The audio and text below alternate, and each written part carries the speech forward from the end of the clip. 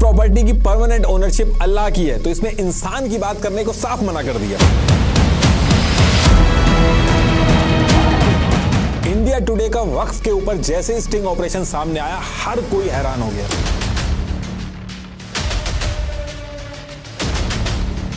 झूठी न्यूज फैला दी गई कि वक्फ ट्रिब्यूनल में तो खाली मुस्लिम है, वो जिस प्रॉपर्टी को चाहेंगे वक्फ कर लेंगे। ईयर 1995 में तो बीजेपी खुद कांग्रेस के साथ हाथ मिला के पार्लियामेंट के अंदर वक्फ बिल लेके आ गई थी। मुस्लिम कम्युनिटी के पास तो लैंड कम थी, लेकिन वक्फ के पास लैंड ज्यादा है। मेरठ के अंदर वक्फ प्रॉपर्टी नंबर 3068 के मुतवल्ली कमर अहमद ने सिंगापुर की सिर्फ 200 वक्फ प्रॉपर्टी का रेवेन्यू 42.7 करोड़ है, और इंडिया की 5 लाख प्रॉपर्टी का रेवेन्यू सिर्फ 163 करोड़ कैसे हो सकता? ज़कात और सदका जरिया ही एकमात्र ऑप्शन है। विजय माल्या के शराब के बिजनेस के लिए वक्फ प्रॉपर्टी को लीज पे दे दिया गया, जो कि इस्लाम में गुनाह है। देखिए, अभी आगे हम वक्फ के बारे में बात करेंगे, लेकिन उससे पहले मैं आपको बता दूं कि टेक्निकल एडवांसमेंट्स के साथ हर चीज डिजिटाइज हो चुकी है। इनफैक्ट रिलीजियस प्लेसेस के मैनेजमेंट, रिकॉर्ड कीपिंग, रिसर्च में भी टेक्नोलॉजी का यूज होता है। मेडिकल, फाइनेंस, लर्निंग सब डिजिटली हो रहा है। पैसों की लेन देन के लिए हर कोई एक दिन में मल्टीपल टाइम्स यूपीआई यूज करता है, लेकिन अगर हर यूपीआई ट्रांजैक्शन पे आपको रिवॉर्ड्स मिले तो ऐसा पॉसिबल है पॉप यूपीआई के साथ। पॉप यूपीआई ऐसा प्लेटफॉर्म है जिससे आपको हर यूपीआई पेमेंट पर 2% अश्योर्ड पॉप कॉइन्स मिलेंगे। एक पॉप कॉइन की वैल्यू है ₹1। जैसे 2500 की पेमेंट पर 50 रुपीज के पॉप कॉइन्स मिलेंगे। इन पॉप कॉइन्स को आप पॉप ऐप पर अवेलेबल प्रोडक्ट्स को 80% डिस्काउंट तक खरीदने के लिए यूज कर सकते हो। जैसे कि ये नॉइस का ब्लूटूथ हेडसेट, जो बाकी मार्केट प्लेसेस पे 1100 रुपीज का है, पर आप इस पॉप ऐप पर सिर्फ 815 रुपीज में ले सकते हैं with Pop coins. Pop app पर 500 से भी ज्यादा electronics, fashion, cosmetics and skin care brands हैं। इतना ही नहीं, गारंटीड पॉप कॉइन्स और अमेजिंग डील्स के साथ पॉप यूपीआई एक बहुत ही fast and secured UPI app है, जिस पे आप सेफली अपनी डेली यूपीआई पेमेंट्स कर सकते हो। तो अभी डिस्क्रिप्शन में दिए गए लिंक से पॉप यूपीआई डाउनलोड करें। तो टॉपिक पे वापस आते हैं। देखिए, दुनिया के अंदर चैरिटी का जो कॉन्सेप्ट है वो अलग अलग रिलीजन में एंशिएंट टाइम से चला आ रहा है। जैसे भगवद गीता के चैप्टर 17 श्लोका 20 और 21 में सात्विक दान, राजसिक दान, इन सब के बारे में बताया गया है। ऐसे ही इस्लाम के अंदर चैरिटी को ज़कात और सदका बोला गया है। कुरान शरीफ के चैप्टर 2 सूरा अल बकारा के वर्स 215 में इसके बारे में बात की गई है। चैप्टर सूरा अल इमार के वर्स 134 में इसके बारे में बात की गई। और आप स्क्रीन पे जो आयत देख रहे हैं, इन सब में चैरिटी के बारे में बताया गया। और ये सारी चीजें मैं इसलिए बता रहा हूं क्योंकि इनका लिंक जो है वो कहीं ना कहीं वक्फ का जो सिस्टम है उससे लिंक है। तो इस्लाम के अंदर चैरिटी के साथ साथ एक और चीज है जिसके बारे में बहुत बार बात की गई है, वो है कॉन्टिन्यूअस चैरिटी। इसको इस्लाम में सदका जरिया बोला जाता है। हजरत अबू हुरैरा की हदीस नंबर 1631 में कॉन्टिन्यूअस चैरिटी यानी कि सदका जरिया के बारे में बताया गया है। अल्लाह के रास्ते में की गई एक ऐसी चैरिटी, और उस चैरिटी का फायदा लोग उस आदमी के मरने के बाद भी हमेशा के लिए उठाते रहे, वो कभी रुके नहीं, ताकि जिस आदमी ने चैरिटी की है उसका फल उसको मरने के बाद भी मिलता रहे, वो रुके नहीं। और इसी कॉन्सेप्ट को कहा गया है सदका जरिया। और आज की डेट में ये जो आप वक्फ बोर्ड के बारे में रोज न्यूज में सुनते हैं, वो पूरा का पूरा जो कॉन्सेप्ट है इसी कॉन्टिन्यूअस चैरिटी यानी कि सदका जरिया पे बेस्ड है। वरना कुरान शरीफ के अंदर वक्फ जो वर्ड है उसके बारे में डायरेक्टली कहीं मेंशन नहीं है। अभी आगे मैं आपको इस वीडियो में एक एक डिटेल जब बताऊंगा, तब आपको एक्चुअल में समझ में आएगा कि पूरे इंडिया में इसको लेके बवाल क्यों हो रहा है। एक भी लाइन में अपने मन से नहीं बोलूंगा, हर एक चीज का प्रूफ आपको डिस्क्रिप्शन में मिल जाएगा, आप वेरीफाई कर सकते हैं। देखिए, अब होता क्या है कि हजरत प्रॉफिट इब्राहिम और हजरत प्रॉफिट इस्माइल ने मक्का के अंदर लोकल स्टोन्स का यूज करके काबा शरीफ को बनाया, ताकि लोग यहाँ पे आके अल्लाह की इबादत कर सके, यानी कि वर्शिप कर सके। और ये जो इंसिडेंट है ये कुरान शरीफ के चैप्टर 2 अल बकारा वर्स 127 में भी मेंशन है। एज इट इज मैं बोल रहा हूँ। तो अब ये जो कंस्ट्रक्शन किया गया था, इसके अंदर सदका जरिया यानी कि कॉन्टिन्यूअस चैरिटी जो है, इसके दोनों प्रिंसिपल फॉलो हो रहे थे। पहला, इसको अल्लाह की राह में डेडिकेट किया गया, और दूसरा, आज की डेट तक लोग यहाँ पे आके वर्शिप करते हैं। और यही रीजन है कि काबा शरीफ को लोग सदका जरिया यानी कि कॉन्टिन्यूअस चैरिटी कंसीडर करते हैं। और काबा शरीफ को ही दुनिया के अंदर लोगों ने पहला वक्फ माना। अब आपका ये क्वेश्चन हो सकता है कि वक्फ जो वर्ड है उसका क्यों यूज किया गया, कुछ और क्यों नहीं बोला गया। तो थोड़ा सा वेट करिएगा, अभी एक एक चीज आपको समझ में आ जाएगी। बाकी कुछ हिस्टोरियन बिरकत हबास, जो कि एक तालाब है, उसको भी पहला वक्त मानते हैं, लेकिन मोस्टली जगह अगर आप सर्च करोगे तो काबा शरीफ को ही पहला वक्त माना गया है। बाकी ये जो चीजें मैं आपको बता रहा हूं, इसको आप अगर सर्च करोगे तो कई कई जगह पे दो दो पॉइंट ऑफ व्यू मिलेंगे। तो जो सबसे ज्यादा फेमस है वो मैंने उठाए हैं और वही मैं आपको बताऊंगा इसमें। तो अब जब ये पहला इंसिडेंस हुआ कॉन्टिन्यूअस चैरिटी यानी कि सदका जरिया का, तो ये बहुत ही एक फेमस एग्जांपल बन के आया लोगों के सामने। और इस टाइम तक वक्फ जो वर्ड था वो उतना ज्यादा यूज नहीं हो रहा था, तो हर जगह पे सदका जरिया जो है वही बोला जा रहा था। तो अब इसके बाद करीब 2 से 2,500 साल बाद यानी कि ईयर 634 AD के आसपास एक ऐसा इंसिडेंट होता है जिसकी वजह से ये जो सदका जरिया का जो कॉन्सेप्ट है यानी कि कॉन्टिन्यूअस चैरिटी का जो कॉन्सेप्ट है, ये पूरे मिडिल ईस्ट के अंदर दूर दूर तक फेमस हो जाता है। और ये जो इंसिडेंट है इसके बारे में किताब अल शुहूद के चैप्टर 54 की हदीद 24 का रेफरेंस आज भी लोग देते हैं जब भी वक्फ की बात उठती है। तो होता क्या है कि इस टाइम पे सेकंड कैलिफ हजरत उमर ये हजरत प्रॉफिट मोहम्मद के पास जाते हैं और उनसे कहते हैं कि देखिए खैबर में मेरे पास एक बहुत ही अच्छी लैंड है, तो मैं इस लैंड को बहुत ही ज्यादा अच्छे काम में अगर यूज करना चाहूं तो वो क्या होगा। तो उस टाइम पे हजरत प्रॉफिट मोहम्मद इनसे कहते हैं कि इसको तुम सदका जरिया कर दो, ऐसा करने से तुम्हारे बाद भी लोगों को लैंड से फायदा होगा। मतलब कि तुम इस लैंड को प्राइवेट यूज से रोक के अल्लाह के नाम पे सदका जरिया कर दो। इससे होगा ये कि इस लैंड को ना तो सेल, ना गिफ्ट, ना डोनेट, ना ही विरासत में किसी को दिया जा सकेगा और इस लैंड को सिर्फ पब्लिक वेलफेयर में यूज किया जाएगा। मतलब कि इस लैंड से जो भी प्रॉफिट होगा उसे पुअर, स्लेव्स, गेस्ट, ट्रैवलर्स जो होंगे उनके लिए यूज किया जाएगा और ये जमीन जो है वो प्राइवेट यूज से हटके अल्लाह की हो जाएगी और तुम्हारे बाद भी कॉन्टिन्यूअस चैरिटी होती रहेगी, जिसका फल जो है वो तुम्हें दुनिया से जाने के बाद भी कॉन्टिन्यूअसली मिलता रहेगा। तो वक्फ प्रॉपर्टी का जो पूरा कोर है वो इसी कॉन्सेप्ट पे डिजाइंड है। अब ये जो इंसिडेंट था इसके बारे में दूर दूर तक बातें हुई। लोग एक नॉर्मल चैरिटी से ज्यादा इंटरेस्टेड थे कि कॉन्टिन्यूअस चैरिटी करें ताकि एक बार बेनिफिट मिलने की बजाय कॉन्टिन्यूअस बेनिफिट मिलता रहे। तो पूरे मिडिल ईस्ट के अंदर ये जो सदका जरिया है ये एक ट्रेडिशन बन गया। इस रीजन में अरब्स रहते थे जो अरबी बोलते थे, तो अरबी में एक वर्ड है वकूफा, जिसे अवक्फ भी बोलते हैं या फिर वक्फ भी बोलते हैं। इसका मतलब होता है कि किसी चीज को रोक देना, होल्ड करना या टाई अप कर देना। तो इस टाइम पे जब पूरे रीजन में लोग सदका जरिया कर रहे थे यानी कि प्रॉपर्टीज को प्राइवेट यूज से रोक के अल्लाह के नाम कर रहे थे, तो नॉर्मल बातचीत में कुछ लोग ये भी कहते थे कि इस लैंड को वक्फ कर दिया गया है। शाही अल बुखारी की हदीस 2737 में आपको लिखा हुआ मिलेगा, इस जमीन को रोक दो और इसका फायदा लोगों के लिए रखो। तो ये जो रोक दो वर्ड है कुछ लोगों ने इसको ही वक्फ कर दो से जोड़ा। तो इसके बाद आने वाले 20 से 25 साल तक पूरा ये जो रीजन था मिडिल ईस्ट का, यहाँ पे सदका जरिया यानी कि कॉन्टिन्यूअस चैरिटी जो थी वो बहुत ज्यादा फेमस हो गई थी, ट्रेडिशन की तरह यूज हो रही थी। अब ये चैरिटी तो हो रही थी लेकिन इसमें मिसमैनेजमेंट बहुत था, कोई एक ऑर्गेनाइज स्ट्रक्चर नहीं था। लेकिन सेम टाइम पे क्या था कि पर्शियन, इजिप्शियन और जूस जो थे उनके यहाँ पे जो चैरिटी हो रही थी वो एक ऑर्गेनाइज तरीके से हो रही थी। उनके पास एक ऑलरेडी ऑर्गेनाइज स्ट्रक्चर था जिसमें वो एक सिस्टमैटिक तरीके से चैरिटी कर रहे थे। जैसे पर्शिया के अंदर लोग अपनी रिसोर्सेज और जमीन को एक सिस्टमैटिक तरीके से होली फायर टेम्पल के ऑपरेशंस के लिए डोनेट कर रहे थे। वहीं इस्लाम के अंदर जो चैरिटी हो रही थी उसका कोई ऑर्गेनाइज स्ट्रक्चर नहीं था। अब इसके बाद क्या होता है कि करीब 20 से 25 साल बाद यानी कि ईयर 661 AD में पूरे रीजन में उम्मयाद डायनेस्टी जो थी वो एस्टैब्लिश हो जाती है, जिसकी वजह से इस्लामिक एम्पायर जो था वो बहुत ही पावरफुल होता है इस रीजन के अंदर। और इस टाइम के कैलिफ मुआविया अबी सुफियान जो थे उनकी प्रायोरिटी में सबसे ऊपर था कि कैसे भी करके इस अनऑर्गेनाइज्ड कॉन्टिन्यूअस चैरिटी का जो कॉन्सेप्ट है इसको एक फॉर्मल और ऑर्गेनाइज स्ट्रक्चर दे दिया जाए ताकि सदका जरिया जो है उसको लेके मुस्लिम्स के अंदर कोई कंफ्यूजन ना रहे। तो उस टाइम पे क्या था कि पर्शियन, इजिप्शियन का जो चैरिटी का ऑलरेडी मॉडल चल रहा था उसी को बेस बना के एक मिलता जुलता सिस्टम डेवलप किया और इस टाइम तक वक्फ जो वर्ड था वो भी फेमस हो चुका था।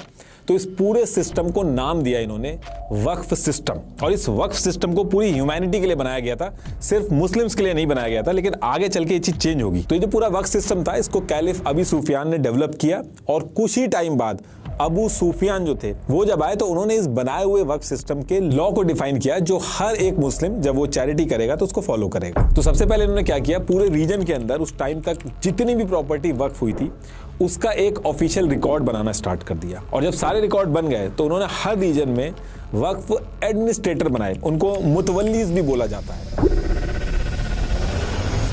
उनको अपॉइंट किया। इनफैक्ट आज की डेट में भी इंडिया के अंदर आप देखोगे तो वक्फ प्रॉपर्टी जो है उनको मुतवल्ली ही मैनेज करते हैं, अभी आएगा आगे। तो रीजन के अंदर मुतवल्ली जो थे वो अपने एरिया के अंदर जो वक्फ प्रॉपर्टी थी उसको मेंटेन करने लगे, उसका रिकॉर्ड बनाने लगे और जो इनकम जनरेट होती थी उसका भी रिकॉर्ड बनाने लगे। हर एक छोटी से छोटी डिटेल, जैसे किस काम के लिए प्रॉपर्टी वक्फ की गई है, उसका पर्पस क्या है, हर एक चीज का रिकॉर्ड बनने लगा। अब मुतवल्ली मैनेज तो कर रहा था लेकिन वो सिर्फ एक केयर टेकर था।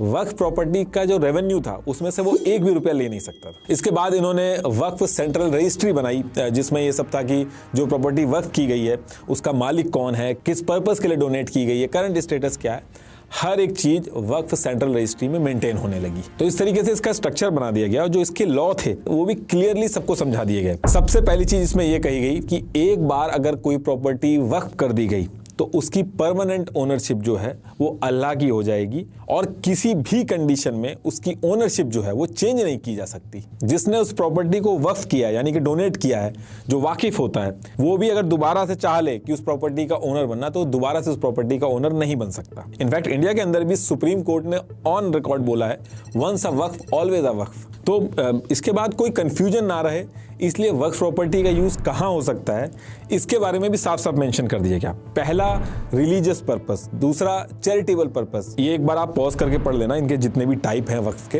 कि किस किस पर्पस के लिए आप वक्फ कर सकते हो। नॉन मुस्लिम जो है वो भी अगर चाहें तो वक्फ कर सकते हैं लेकिन उस प्रॉपर्टी को इस्लामिक पर्पस के लिए यूज किया जा सकता है, उस पर कोई चर्च या हिंदू टेंपल नहीं बनाया जा सकता। और इसके साथ साथ कसिनो या फिर लिकर शॉप जो है वो नहीं खोली जा सकती उस पर। और जो वाकिफ होगा यानी कि जो उस प्रॉपर्टी को वक्फ कर रहा है वो उस प्रॉपर्टी का लेजिटिमेट ओनर होना चाहिए, उसके ऊपर कोई उधार नहीं होना चाहिए, तभी वो वक्फ कर सकता है। ऐसा नहीं है कि उधार लेके कोई प्रॉपर्टी खरीद के और फिर वक्फ कर सके। और जो प्रॉपर्टी वक्फ होगी तो वक्फ करते टाइम एक वक्फ डीड बनेगी जिसे सक अल वक्फ भी कहा जाता है। इस वक्फ डीड के अंदर एक एक डिटेल होती है, ओनर की डिटेल्स, किस पर्पस के लिए डोनेट की गई है, ये सारी चीजें इस वक्फ डीड के अंदर मेंशन होती है। ये एक लीगल डॉक्यूमेंट की तरह काम करता है। लेकिन इसमें एक सबसे कॉन्ट्रोवर्शियल चीज थी ओरल वक्फ, मतलब कि वाकिफ जो डोनर है वो ओरली भी प्रॉपर्टी को वक्फ कर सकता है बिना उस प्रॉपर्टी के डॉक्यूमेंट को दिखाए। और जिससे आगे चल के ये दिक्कत हुई कि जो ओरल वक्फ होते थे उनके डॉक्यूमेंट्स ही नहीं होते थे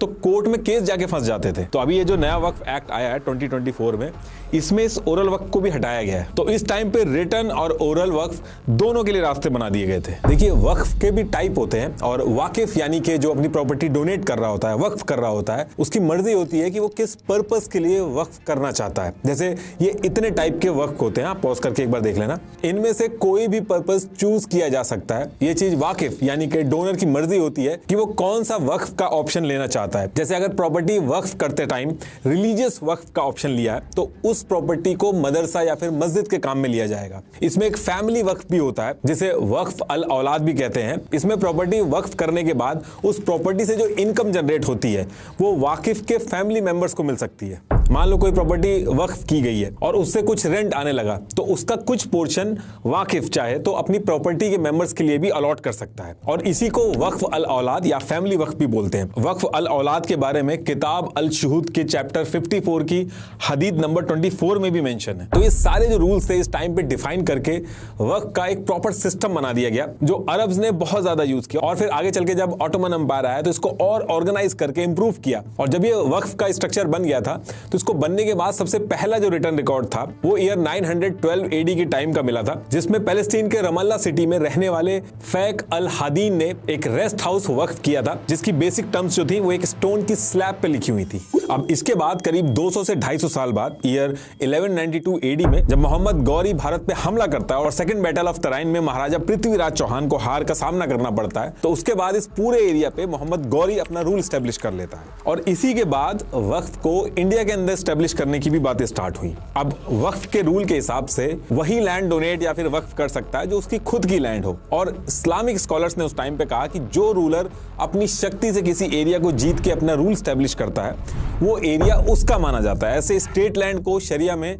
खराज लैंड या क्राउन लैंड कहा जाता है। तो इस्लामिक स्कॉलर जो थे उन्होंने उस टाइम पे कहा कि ऐसी प्रॉपर्टी अगर रूलर चाहे तो वो वक्फ कर सकता है। तो मोहम्मद गौरी ने इंडिया के अंदर वक्फ का एक मॉडल बनाया जिसमें उसने पूरे इंडिया में अलग अलग रीजन में जो मस्जिदें थी चाहे पहले से जो मस्जिदें थी और जो नई बनने वाली थी, उसमें इसने ये किया कि उसके आसपास के विलेजेस या फिर लैंड उन मस्जिदों के साथ अटैच करके वक्फ कर दिए। अब ऐसा करने से हुआ ये कि जो मस्जिदें थी वो एक सेल्फ सस्टेनेबल मॉडल में चलने लगी और जो भी रेवेन्यू इस वक्फ की गई लैंड या विलेजेस से आता था, चाहे रेंट के थ्रू चाहे एग्रीकल्चर के थ्रू, उससे ये जो मस्जिदें थी उनका ऑपरेशन चलता था। इमाम वगैरह जो थे उनकी सैलरी वगैरह दी जाती थी। तो इंडिया के अंदर जो वक्फ स्टार्ट हुआ था वो कुछ इस तरीके के मॉडल से स्टार्ट हुआ था। ये जो लैंड दी जाती थी उस टाइम पे, इसको अलग अलग नाम भी दिए गए थे, जैसे मदद ए माश, वाजिश ए माश, वाजिश ए मिल्क, ये कहा जाता था इनको। उस टाइम पे इंडिया और पाकिस्तान अलग नहीं हुए थे, तो मुल्तान में एक जामा मस्जिद पहले से ही थी, उसके साथ 2 गांव थे, उसको अटैच कर दिया गया था और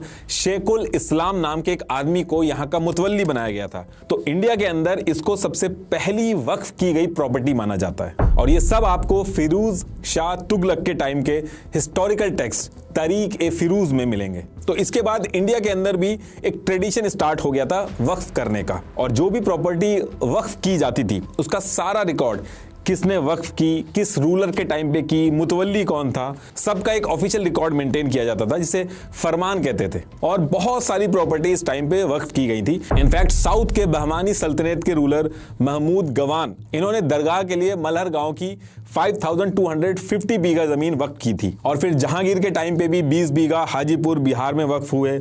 औरंगजेब के टाइम पे 200 बीघा इलाहाबाद की लैंड वक्फ हुई, 30 बीघा जमीन अजमेर में वक्फ हुई। और सिर्फ इस्लामिक रूलर ही नहीं, सोशल हार्मनी मेंटेन करने के लिए हिंदू रूलर्स जो थे वो भी प्रॉपर्टी डोनेट करते थे। जैसे छत्रपति शिवाजी महाराज के ग्रैंडफादर ने अपनी मन्नत पूरी होने पर पीर शाह शरीफ के पास एक वाटर रिजर्व था, वो डोनेट किया था। शिवाजी महाराज ने भी याकूब बाबर पीर सोहरावर्दी की दरगाह के लिए 653 एकड़ लैंड और साथ में एक मस्जिद के लिए भी लैंड दी थी। और भी बहुत सारी प्रॉपर्टी वक्फ की गई थी, तो मैं एक साथ नहीं बता सकता, तो आप स्क्रीन पे देख सकते हैं, इसको एक बार पॉज करके आप पढ़ लीजिएगा। ये साइड में इनके फरमान जो है उनकी डिटेल्स मेंशन है। टोटल प्रॉपर्टी जो उस टाइम पे वक्फ की गई थी, जो मैं ढूंढ पाया, वो थी 13,406 बीघा लैंड थी, वो वक्फ की गई थी उस टाइम पे। ये उनकी डिटेल्स हैं, आप स्क्रीन पे देख सकते हो। और इसके अंदर कैश, शॉप रेवेन्यू और जिनके फरमान मिसिंग थे उनकी डिटेल्स नहीं है। इसमें राइट में डेट मेंशन है कि कब वक्फ हुए, जिस रूलर ने फरमान इशू किया उसका नाम है, लोकेशन मेंशन है और उसके बगल में पर्पस जो है वो भी मेंशन है। अब देखिए, ये जो प्रॉपर्टी वक्फ होती जा रही थी, इनको दोबारा से किसी प्राइवेट यूज में नहीं किया जा सकता था।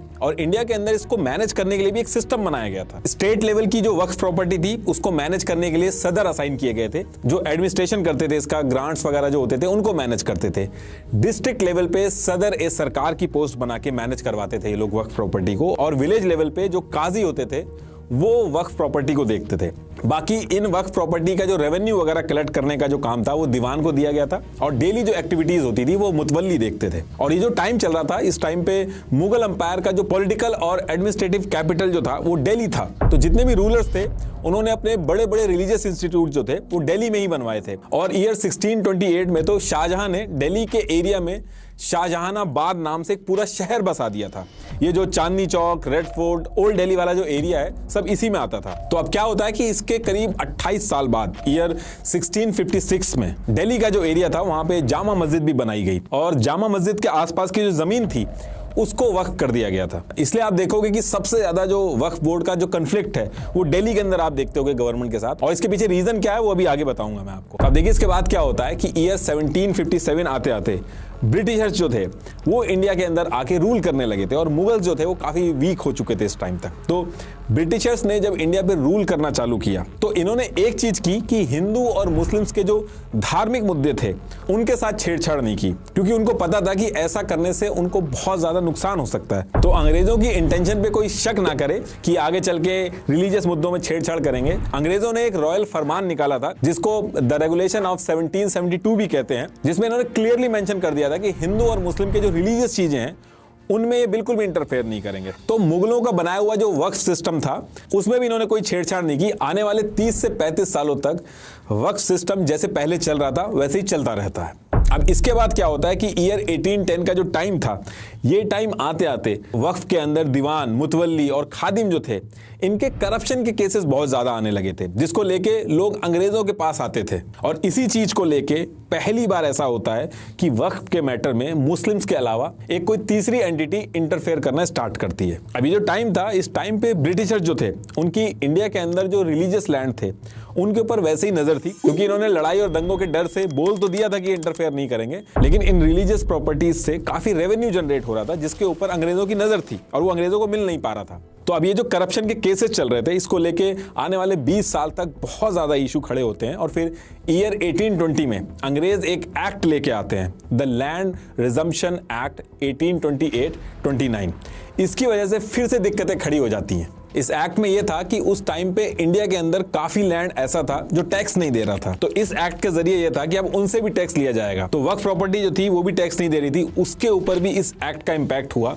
और जैसे ये एक्ट लागू हुआ, जो भी फैमिली वक्फ वाला जो कॉन्सेप्ट था उस पे बहुत बड़ा इंपैक्ट हुआ। कई मुस्लिम फैमिलीज के लिए सरवाइव करना मुश्किल हुआ। इसका इंपैक्ट जो था वो मदरसों पे भी पड़ा। इसको लेके मुस्लिम कम्युनिटी ने बहुत ज्यादा प्रोटेस्ट किए और प्रेशर भी बनाने की कोशिश की। अब शुरू में तो अंग्रेज इनकी नहीं सुनते हैं, लेकिन आगे चल के जब 1857 का रिवॉल्ट भी शुरू हो गया था, जहां पे रिलीजियस इशू ही मेन मुद्दा था, जहां पे काऊ और पिग की चर्बी के इशू की वजह से ब्रिटिशर्स को बैकफुट पे आना पड़ा था, तो फिर इस एक्ट में चेंज किए गए और वक्फ प्रॉपर्टी जो थी उसको टैक्स से अलग कर दिया गया था। इस इंसिडेंट से अंग्रेजों को यह चीज समझ में आ गई थी कि डायरेक्ट अगर ऐसे रिलीजियस मुद्दों पर इंटरफेयर करेंगे तो उससे दिक्कत होगी। तो अंग्रेजों ने थोड़ा डिफरेंट अप्रोच रखी इसके बाद। तो इसके एक साल चुप रहते हैं अंग्रेज, और उसके बाद ईयर 1864 के स्टार्टिंग में ये एक्ट लेके आए, काजी एक्ट 1864। इससे पहले ये होता था कि वक्फ प्रॉपर्टी पे कोई विवाद होता था तो उसको काजी निपटाते थे। तो अंग्रेज ये जो काजी एक्ट 1864 लेके आए थे, इन्होंने कह दिया कि अब वक्फ प्रॉपर्टी के ऊपर कोई भी विवाद होगा तो उसको काजी नहीं निपटाएंगे, बल्कि उसको इंग्लिश लीगल प्रिंसिपल के अंडर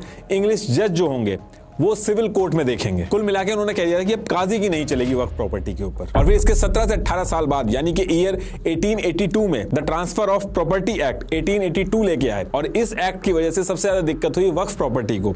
इसमें इन्होंने इनडायरेक्टली ऐसे टर्म्स एंड कंडीशन डाली जिसका सीधा क्लैश वक्फ प्रॉपर्टी के जो रूल्स रेगुलेशन थे उससे हुआ। ये जो एक्ट था, इस एक्ट के सेक्शन 14 में इन्होंने कहा कि अगर कोई भी वक्फ प्रॉपर्टी है वो सेल, बाय या ट्रांसफर करेगा कोई उसको, तो जो अंग्रेजों का बनाया हुआ लीगल प्रोसेस है उसको फॉलो करना पड़ेगा। अब वक्फ के हिसाब से वक्फ की जो प्रॉपर्टी है उसकी परमानेंट ओनरशिप जो है वो अल्लाह की होती है। तो ये कन्फ्लिक्ट स्टार्ट हो गया यहां से। इस एक्ट में इन्होंने मल्टीपल सेक्शन डाले जो इनडायरेक्टली वक्फ के ऊपर हमला कर रहे थे। और अगर आपके पास टाइम होगा तो इसके कुछ इंपॉर्टेंट सेक्शंस हैं, सेक्शन 14, 6, 13, सेक्शन 17, 18 और सेक्शन 25। इनको जरूर पढ़िएगा, ये मैंने डिस्क्रिप्शन में इनके लिंक लगा रखे हैं। बहुत ही स्मार्टली ये एक्ट इन्होंने इंप्लीमेंट किया था और वक्फ के जो रूल्स एंड रेगुलेशन थे उस पे इनडायरेक्टली इंपैक्ट डाला था इन्होंने। और सेम टाइम पे अब्दुल फता मोहम्मद इस नाम का एक आदमी था, इसकी एक प्रॉपर्टी वक्फ अल औलाद यानी कि फैमिली वक्फ वाली कैटेगरी में डोनेट कर दी गई थी, जिसमें से कुछ प्रॉफिट इसकी फैमिली को भी जाता था। अब इसको लेके रुजोमो धुर चौधरी नाम का एक आदमी था, वो ब्रिटिश कोर्ट में पहुंच जाता है और कहता है कि ये जो फैमिली वक्फ वाला जो कॉन्सेप्ट है ये इनवैलिड है चैरिटी के नाम पे। इसका मकसद पब्लिक वेलफेयर नहीं है बल्कि पर्सनल फायदा है। तो काफी दिन तक ये कोर्ट जो है ब्रिटिश कोर्ट में चलता है और इसके बाद फिर जजमेंट आता है जिसमें वक्फ अल औलाद मतलब कि फैमिली वक्फ को इनवैलिड अनाउंस कर दिया जाता है। और बात यहां पे भी नहीं रुकती है।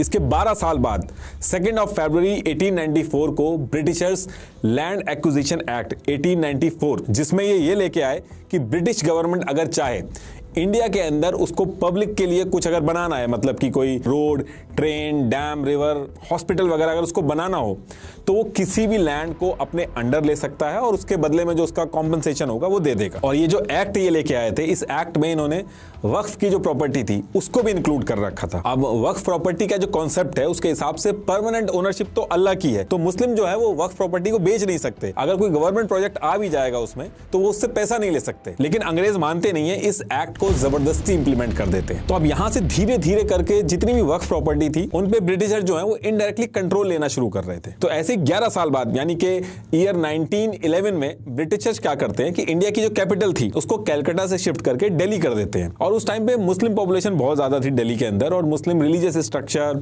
और वक्फ प्रॉपर्टी ऑलरेडी बहुत ज्यादा थी, जो मैंने पहले बताया था कि वहां पे मुगल्स वगैरह बहुत रहे थे। तो अंग्रेज जब दिल्ली मूव कर रहे थे तो उन्होंने लैंड एक्विजिशन एक्ट का इस्तेमाल किया और इसके थ्रू दिल्ली के एरिया में 100 से ज्यादा गांव जो थे वो एक्वायर कर लिए, जिसमें वक्फ की भी प्रॉपर्टी थी, और उसके कॉम्पनसेशन में इन्होंने 40,000 रुपए ऑफर किए। अब दिल्ली की जो वक्फ प्रॉपर्टी थी वो तो मुस्लिम्स के हाथ से गई, लेकिन इसके बदले में वो पैसा भी नहीं ले सकते थे, उसके लिए भी इन्होंने मना कर दिया, क्योंकि रूल्स के हिसाब से ऐसा करना पॉसिबल नहीं था उनके लिए। तो इस इंसिडेंट के बाद ही दिल्ली के अंदर जो वक्फ प्रॉपर्टी थी उसका जो कॉन्फ्लिक्ट था उसकी नींव रख दी गई थी। और फिर आगे चल के जब देश आजाद हुआ था तो ये जो सारा लैंड था, ये land and development officer and the Delhi development authority DDA इसके अंडर आ गया था, जिसको लेके अभी भी कॉन्फ्लिक्ट चल रहा है और केस जो है वो कोर्ट के अंदर चल रहे हैं, अभी बताऊंगा आगे मैं। तो ये जो ब्रिटिशर्स एक एक करके एक्ट लेके आ रहे थे और जिसका डायरेक्ट इंपैक्ट जो था वो वक्फ की प्रॉपर्टी पे पड़ रहा था, तो इसको लेके प्रोटेस्ट तो चल ही रहे थे। साथ में मुस्लिम लीग जो थी उसने भी ब्रिटिशर्स पे प्रेशर बनाया कि वक्फ के जो रूल्स एंड रेगुलेशन है वो क्लैश कर रहे हैं, आप इसके लिए एक सेपरेट लीगल फ्रेमवर्क बनाइए और वक्फ को लीगली एक्सेप्ट करिए। और ईयर 1923 आते आते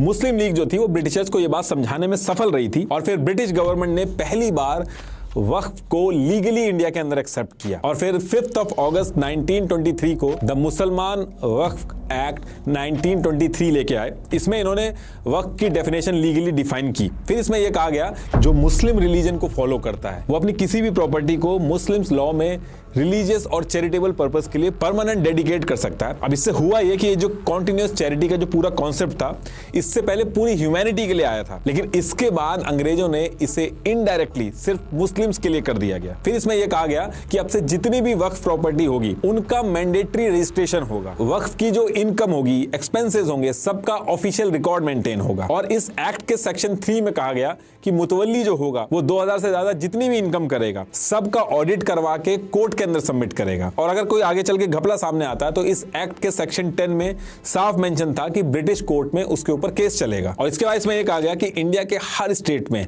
वक्फ बोर्ड बनाए जाएंगे। और ये जो वक्फ बोर्ड थे इनको ऐसे ही रैंडम तरीके से नहीं बना दिया गया, इनको लीगल पावर भी थी, इनको एक स्टेट लेवल की स्टैट्यूटरी नॉन ऑफिशियल बॉडी की तरह बनाया गया। मतलब कि बनाया इसको गवर्नमेंट लॉ के अंडर ही है, लेकिन इसका जो ऑपरेशन है वो मुस्लिम कम्युनिटी के जो लोग हैं वो इंडिपेंडेंट होकर चलाएंगे उसको। और फिर इसमें मुस्लिम कमिश्नर को वक्फ बोर्ड का एक प्रेसिडेंट बनाया गया और यह कहा गया कि आगे भी जो प्रेसिडेंट बनेगा वो मुस्लिम कमिश्नर ही होगा। वक्फ बोर्ड का जो प्रेसिडेंट होगा उसको कुछ सिविल कोर्ट जैसी अथॉरिटी दी गई। जैसे सिविल कोर्ट किसी को भी समन इशू करके बुलाता है और डॉक्यूमेंट डिमांड करता है, ठीक वैसे ही वक्फ बोर्ड का जो प्रेसिडेंट होगा वो भी ठीक वैसे ही कर सकता है। और इसमें इन्होंने कहा कि वक्फ अल औलाद वाला जो कॉन्सेप्ट है उसका जो रेवेन्यू आएगा उसका 2.5% पैसा वक्फ बोर्ड को भी दिया जाएगा ताकि वो अपना ऑपरेशन चला सके। अगर कोई वक्फ प्रॉपर्टी है उसको ट्रांसफर करना चाहता है तो पहले वक्फ बोर्ड से परमिशन लेनी होगी। ऐसा नहीं होगा कि वाकिफ या फिर मुतवल्ली अपने हिसाब से जो चाहे वो कर ले। वक्फ बोर्ड चाहे तो किसी भी वक्फ प्रॉपर्टी को बिना गवर्नमेंट के अप्रूवल के 20 साल के लिए लीज पे दे सकता है। कुछ स्टेट्स में 3 साल की भी लिमिट रखी गई थी। और इसमें यह भी कहा गया कि अगर कहीं पे कोई कब्जा होता है वक्फ प्रॉपर्टी पे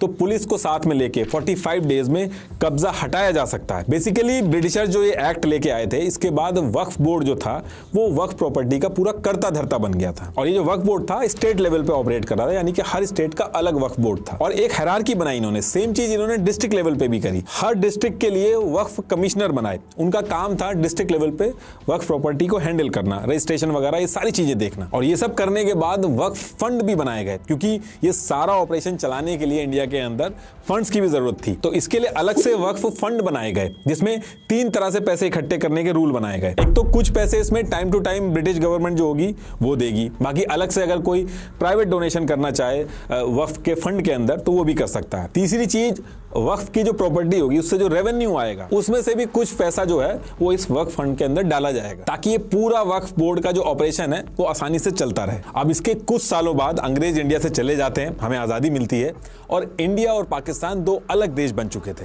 तो कुछ मुस्लिम्स और मुतवल्ली को अपनी जमीन छोड़ के इंडिया से पाकिस्तान माइग्रेट करना पड़ता है। उसमें उनकी प्राइवेट प्रॉपर्टी भी थी और वक्फ प्रॉपर्टी भी थी। और इसी तरीके से पाकिस्तान के अंदर से हिंदू और सिख जो थे वो अपनी जमीन छोड़ के आए थे। अब पाकिस्तान गवर्नमेंट जो थी उन्होंने हिंदू और सिख की जो प्रॉपर्टी थी उसको अपने अंडर में ले लिया था, लेकिन इंडिया में जो लोग अपनी जमीन छोड़ के पाकिस्तान गए थे उन जमीनों पे जो पाकिस्तान से रिफ्यूजी आए इंडिया में उनके लिए कैंप्स बनाए गए। इन जमीनों को इवैक्यूई प्रॉपर्टी बोला जाता था।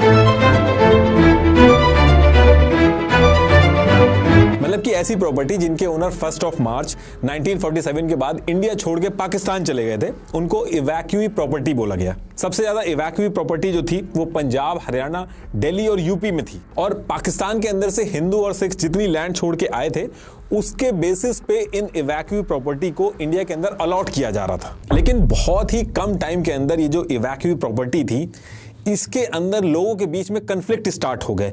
ऐसे केसेस आने लगे जहां पे जबरदस्ती कब्जा होने लगा था और मिसमैनेजमेंट जो था वो बहुत ज्यादा बढ़ गया था इन इवैक्यूई प्रॉपर्टीज पे। तो अगले 2 से 3 साल तक तो ये मिसमैनेजमेंट चलता है इन प्रॉपर्टीज पे, लेकिन इसके बाद ईयर आता है 1950 और इस ईयर में इस मैनेजमेंट को सही करने के लिए government administration of evacuee property act 1950 लेके आई। और इस एक्ट के सेक्शन 10A में ये जो प्रॉपर्टी थी, इनको गवर्नमेंट प्रॉपर्टी अनाउंस कर दिया जाता है। और इन प्रॉपर्टीज को बेचने और लीज पे देने का जो काम था, उसके गवर्नमेंट ने एक कस्टोडियन बना दिया था, जो गवर्नमेंट के बेसिस पे इन प्रॉपर्टीज पे डिसीजन लेता था। लेकिन इस इवैक्यूई प्रॉपर्टी जो थी ये, इसमें किसी के पास भी प्रूफ नहीं था कि इसमें से कौन सी प्रॉपर्टी वक्फ की है और कौन सी प्राइवेट प्रॉपर्टी है। अब वक्फ बोर्ड जो था वो इस पर्टिकुलर चीज को लेके कोर्ट में चला जाता है। वक्फ ने कहा कि इवैक्यूई प्रॉपर्टी जो है वो वक्फ प्रॉपर्टी है, वो किसी आदमी की नहीं थी कि अगर वो पाकिस्तान चला गया तो उसके बेसिस पे किसी और को दे दिया जाए। इवैक्यूई प्रॉपर्टी के अंदर जो वक्फ प्रॉपर्टी आ रही थी वो इंडिया की जो मुस्लिम कम्युनिटी थी उनकी मानी जा रही थी। और फिर जब गवर्नमेंट के ऊपर बहुत ज्यादा प्रेशर पड़ा तो जो प्रॉपर्टी वक्फ की थी वो उनको वापस दे दी गई। लेकिन यहां पे भी कंट्रोवर्सी हो गई थी, क्योंकि वक्फ बोर्ड अपने पुराने पेपर दिखा नहीं पाया था, क्योंकि टाइम के साथ पेपर खराब हो गए थे। लेकिन बाद में ये प्रॉपर्टी वक्फ को दे दी गई थी। लेकिन जब ये इंसिडेंट हुआ था, इस इंसिडेंट के बाद से ही जो मुस्लिम कम्युनिटी थी वो चाहती थी कि आजाद भारत में भी वक्फ को लीगली एक्सेप्ट कर लिया जाए, कॉन्स्टिट्यूशन के अंदर इसके रूल सेट कर दिए जाए, ताकि आगे चल के कोई भी गवर्नमेंट आए तो इसके ऊपर अपनी मनमानी ना कर सके। तो अगले 2 साल तक गवर्नमेंट के ऊपर मुस्लिम कम्युनिटी जो थी वो बहुत प्रेशर बनाती है। और फिर ईयर 1952 में कांग्रेस के MP SM अहमद काजमी को टास्क दिया गया कि आप सर्वे करके वक्फ प्रॉपर्टी जो है इंडिया के अंदर उनको आइडेंटिफाई करिए। तो वो बिल्कुल ऐसा ही करते हैं, उनको आइडेंटिफाई करते हैं प्रॉपर्टीज को, और अगले 1 साल के अंदर अहमद काजमी सर्वे करके एक रिपोर्ट सबमिट करते हैं। और फिर 1 साल इस पे काम करने के बाद इंडियन गवर्नमेंट 21 मई 1954 को वक्फ एक्ट 1954 लेके आती है, जो कि जम्मू एंड कश्मीर, बंगाल, यूपी, महाराष्ट्र और गुजरात के कुछ एरिया को छोड़ के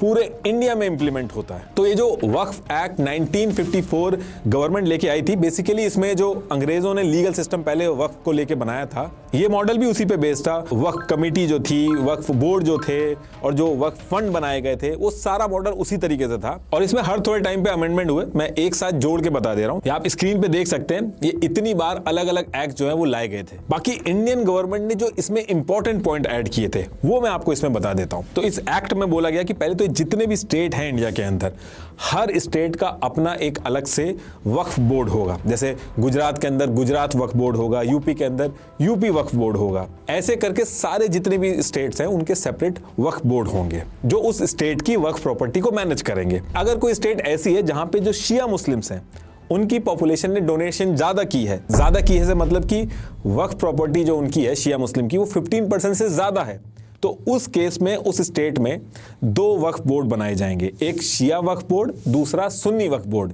इसलिए आप देखोगे यूपी, बिहार, राजस्थान, इन स्टेट में शिया और सुन्नी 2 वक्फ बोर्ड हैं। तो ऐसे करके 32 वक्फ बोर्ड हो गए। तो ये जो वक्फ बोर्ड बनाए गए थे, पूरे स्टेट की वक्फ प्रॉपर्टी का एडमिनिस्ट्रेशन देखते थे। वक्फ बोर्ड जो बनाया गया था उसके अंदर मुस्लिम मेंबर्स ही होते थे, और मान लो किसी प्रॉपर्टी को सेल, ट्रांसफर या मॉर्गेज करने का फैसला लेना है, तो वक्फ बोर्ड के अंदर जितने भी मेंबर हैं उसमें से 2/3 मेंबर जब तक अप्रूवल नहीं देंगे तो वो चीज अप्रूव नहीं होगी। ये जो वक्फ एक्ट 1954 इंडियन गवर्नमेंट लेके आई थी, तो ये तो इसका बेसिक मॉडल लेके आई थी इंडियन गवर्नमेंट, लेकिन इस एक्ट के अंदर कुछ सेक्शन अलग से बहुत ही इंपॉर्टेंट थे जो कि ऐड किए गए थे। जैसे कि इसके सेक्शन 66C में ऐड किया गया कि नॉन मुस्लिम चाहे तो वो भी वक्फ प्रॉपर्टी डोनेट कर सकते हैं, लेकिन इस्लामिक रूल के हिसाब से वो डोनेशन कंसीडर की जाएगी। मतलब कि उस डोनेशन के पैसे से चर्च या फिर टेंपल वगैरह नहीं बन सकता। इस एक्ट का जो सेक्शन 3L1 है, इसको लेके सबसे ज्यादा बहस होती है, सबसे ज्यादा कंट्रोवर्सी आप देखोगे तो इसी सेक्शन में होती है। अभी भी जो 2024 में जो करंट गवर्नमेंट अमेंडमेंट लेके आई है उसमें इस सेक्शन को हटाया गया, वो अभी आगे बताऊंगा मैं आपको। तो इसमें यह था कि अगर कोई प्रॉपर्टी काफी टाइम से इस्लामिक काम के लिए यूज हो रही है और अगर ओनर को कोई दिक्कत नहीं है तो उसको वक्फ प्रॉपर्टी मान लिया जाएगा। इसको वक्फ बाय यूजर कहा जाता है। आजकल डेली आप न्यूज के अंदर ये वर्ड सुनते होंगे। जैसे मान लो कोई मस्जिद है, उसके पास में एक प्राइवेट प्रॉपर्टी है जहां पे सब इकट्ठे होके काफी टाइम से नमाज अदा कर रहे हैं और उस प्रॉपर्टी के ओनर को कोई दिक्कत नहीं है इस चीज से, तो उसको भी वक्फ बाय यूजर माना जा सकता है। वक्फ बाय यूजर का मतलब ये हो गया कि एक ऐसी प्रॉपर्टी जिसका हिस्टोरिकली वक्फ के पर्पस के लिए यूज हो रहा हो लेकिन उसका कोई रिटर्न वक्फ डीड वगैरह ना हो, तो उसको वक्फ बाय यूजर बोला जाता है। तो पहले तो ये रैंडम चल रहा था, लेकिन जब ये गवर्नमेंट ये एक्ट लेके आई थी तो इसके सेक्शन 3L1 में ये चीज अलग से ऐड की गई थी। और वक्फ प्रॉपर्टी जो है वो इनएलिएनेबल प्रॉपर्टी है, मतलब कि एक बार प्रॉपर्टी अगर वक्फ हो गई उसकी ओनरशिप चेंज नहीं हो सकती, उसकी ओनरशिप हमेशा के लिए अल्लाह की हो जाती है। चाहे भले ही 100 साल हो गए हो, 200 साल हो गए हो, किसी ने उसके ऊपर कोई कॉमर्शियल काम शुरू कर दिया हो, चाहे गवर्नमेंट ने ही कोई बिल्डिंग उस पर क्यों ना बना ली हो, once a Waqf always a वक्फ। और जब इंडियन गवर्नमेंट ये एक्ट लेके आई थी तो ये सारी चीजें मैनेज कैसे होंगी उसके लिए भी इस एक्ट के अंदर रूल्स डिफाइन किए गए। इस एक्ट के सेक्शन 4 में मेंशन है कि ये सारी वक्फ प्रॉपर्टी मैनेज करने के लिए एक सर्वे कमिश्नर की पोस्ट बनाई गई ताकि कोई कंफ्लिक्ट ना हो। ये जो सर्वे कमिश्नर होगा इसके हाथ में सिविल कोर्ट जैसी पावर होंगी, जैसे कि किसी भी वक्फ प्रॉपर्टी के रिगार्डिंग समन कर सकता है, मतलब बुला के डिटेल्स पता कर सकता है, ओरिजिनल डॉक्यूमेंट्स वगैरह ये सब चेक कर सकता है। और वक्फ के अंदर सर्वे करने का मतलब है कि आइडेंटिफाई करना कि प्रॉपर्टी वक्फ की है कि नहीं। तो सर्वे कमिश्नर क्या करता है कि इंडिया के अंदर जो पहले वक्फ की प्रॉपर्टी होंगी उनको आइडेंटिफाई करता है, उनके लोकेशन, साइज, किसने वक्फ किया, उसकी एक रिपोर्ट बनाता है और वो रिपोर्ट गवर्नमेंट को भेजता है और फिर गवर्नमेंट जिस स्टेट से रिलेटेड ये मैटर होगा उस स्टेट के वक्फ बोर्ड को भेजेगी और फिर वक्फ बोर्ड उस पूरी रिपोर्ट को पढ़ के ऑफिशियल गैजेट में पब्लिश कर देगी कि ये प्रॉपर्टी वक्फ की है। तो जो आप न्यूज में सुनते हो कि ये प्रॉपर्टी वक्फ डिक्लेयर कर दी गई है, तो इसका मतलब यही होता है कि उस स्टेट के वक्फ बोर्ड का जो सर्वे कमिश्नर है उसने आइडेंटिफाई की है प्रॉपर्टी और ऑफिशियल गैजेट में उस लैंड की डिटेल्स वगैरह सब मेंशन करके उसको वक्फ डिक्लेयर कर दिया है। और मान लो कि अगर कोई वक्फ प्रॉपर्टी है, वक्फ बोर्ड का जो सर्वे कमिश्नर है उसने सर्वे करके प्रॉपर्टी को वक्फ डिक्लेयर कर दिया है, तो उस प्रॉपर्टी का जो ओनर है अगर उसको लगता है कि वो प्रॉपर्टी उसकी है, वक्फ की नहीं है, और इसको लेके अगर कोई डिस्प्यूट होता है तो प्रॉपर्टी के ओनर को 1 साल के अंदर अंदर वो सिविल कोर्ट जा सकता है और जब तक सिविल कोर्ट के अंदर केस चलेगा वो प्रॉपर्टी वक्फ की ही रहेगी। अब इसमें कुछ लोग ये भी कहेंगे कि सिविल कोर्ट में नहीं जाता है, वक्फ ट्रिब्यूनल में जाता है, तो उस टाइम पे सिविल कोर्ट में ही जाता था। वक्फ ट्रिब्यूनल जो है वो अभी आगे आएगा कि वो कैसे बना, उसमें बताऊंगा मैं आपको। तो इस वाले एक्ट में यह था कि अगर वक्फ बोर्ड ने प्रॉपर्टी को वक्फ डिक्लेयर कर दिया है और 1 साल के अंदर तक अगर कोई नहीं आता है, कोई उस पर डिस्प्यूट नहीं क्लेम करता है, तो वो प्रॉपर्टी फिर वक्फ की हो जाएगी और उसके बाद कोई भी ऑप्शन नहीं बचता है। और एक बार अगर सर्वे हो गया तो उसके बाद फिर 20 साल के बाद ही सर्वे हो सकता है। अब जब ये एक्ट गवर्नमेंट लेके आती है और आज़ाद इंडिया में जब वक्फ लीगली एक्सेप्ट हो जाता है तो इस चीज़ को लेके मुस्लिम कम्युनिटी काफ़ी खुश होती है गवर्नमेंट से। और इसके आने के बाद वक्फ बोर्ड जो होता है वो सर्वे करवाना शुरू करता है इंडिया के अंदर कि पहले ऐसी कौन कौन सी प्रॉपर्टी थी, चाहे मुगलों के टाइम पे या किसी और रीजन से पहले कब्जा हो गया हो, वो सर्वे करवाना चालू करता है कि कौन कौन सी प्रॉपर्टी वक्फ की है ताकि उसको वक्फ बोर्ड अपने अंडर में ले सके। लेकिन जब ये चीज़ करी जा रही थी तो इंडिया के अंदर एक एक्ट है, लिमिटेशन एक्ट 1908। इसमें यह था कि अगर किसी प्रॉपर्टी पे 12 साल से ज्यादा कोई अगर रह रहा है या उसका कब्जा है उस प्रॉपर्टी पे, तो जो ओनर है उसकी ओनरशिप खत्म हो जाती है। अब वक्फ प्रॉपर्टी इस एक्ट के बाद जो भी वक्फ प्रॉपर्टी क्लेम कर रही थी सबको 12 साल से ज्यादा टाइम हो गया था, तो इसको सही करने के लिए भी वक्फ एक्ट 1954 के सेक्शन 66G को अमेंड करके वक्फ के लिए ये डेट 30 साल तक के लिए एक्सटेंड कर दी गई थी और फिर आगे चल के वक्फ के लिए इसका टाइम अनलिमिटेड कर दिया गया।